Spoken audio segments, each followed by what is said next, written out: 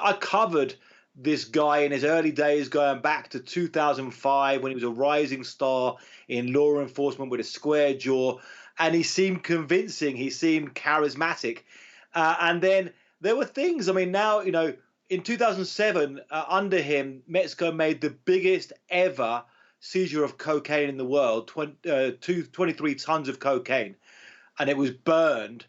And it came out in the court case that they allowed the cartels to steal the real cocaine back and burn false cocaine.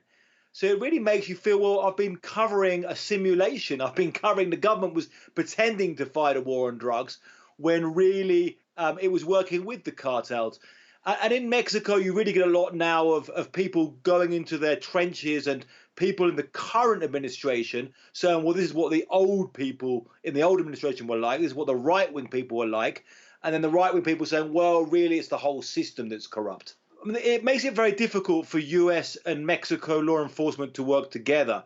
I mean, this is a good thing. It's something that us journalists have always called for many years, saying you go after the big drug traffickers like El Chapo. What about their political protection?